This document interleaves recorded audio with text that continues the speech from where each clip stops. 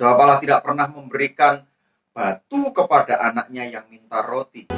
Jangan kamu takut, aku adalah.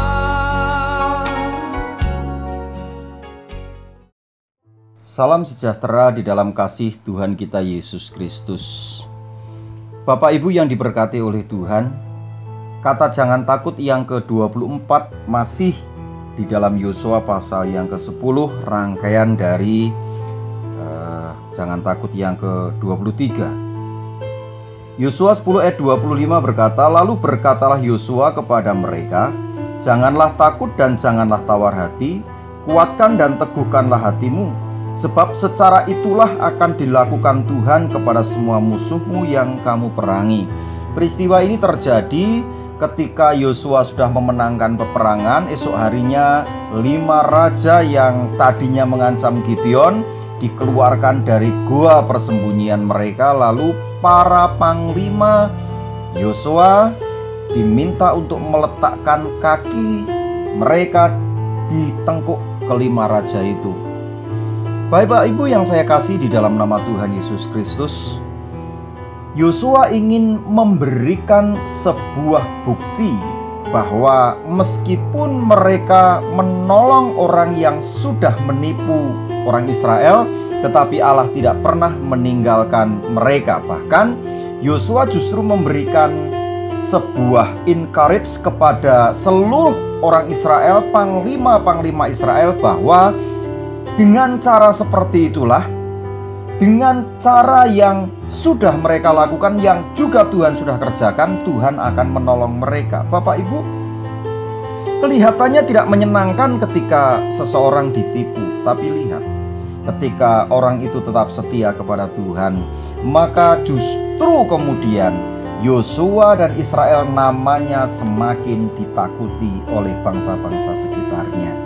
Kelihatannya tidak menguntungkan ketika pertama terjadi. Yosua pasti marah-marah, orang-orang Israel juga mulai marah-marah karena mereka ditipu. Tetapi lihat, orang yang menipu meskipun kelihatannya untung, tetapi tidak pernah memiliki keuntungan apapun. Yang pertama, orang Gibeon tetap menjadi bawahan, bahkan budaknya orang Israel.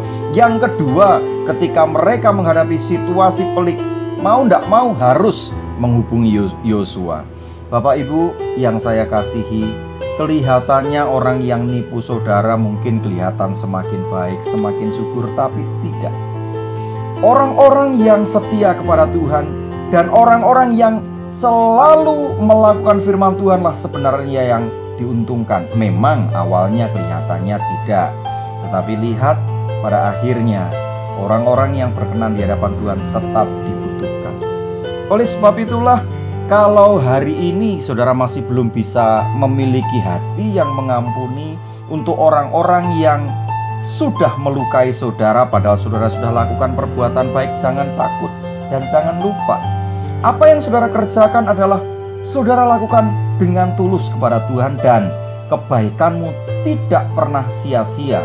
Kebaikanmu dicatat oleh kerajaan surga. Nah, ketika orang mencoba memanfaatkan saudara sekalipun, jangan takut.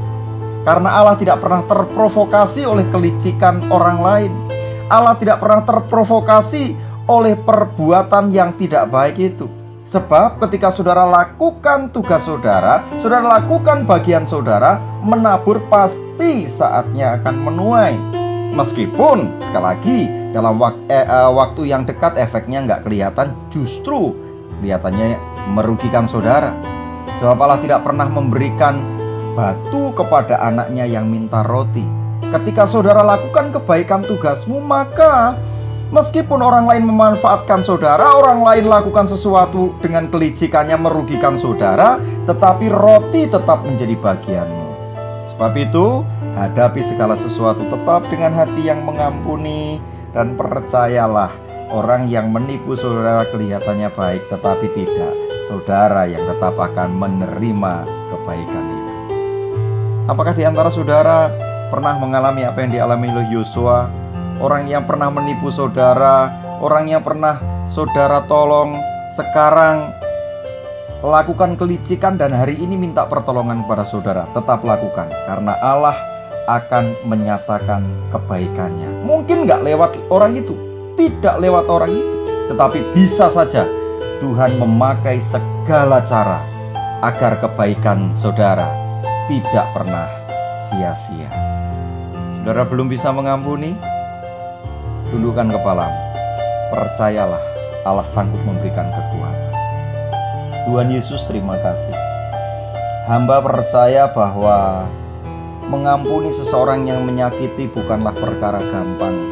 Tetapi hamba percaya karena Engkau sudah memberikan kekuatan itu lewat kuasa dan anugerah Roh Kudus-Mu, maka Engkau juga memberikan kemampuan kepada setiap umat-Mu untuk dapat mengampuni mereka yang sudah menerima kebaikan tapi justru memanfaatkan itu dengan kelicikan mereka.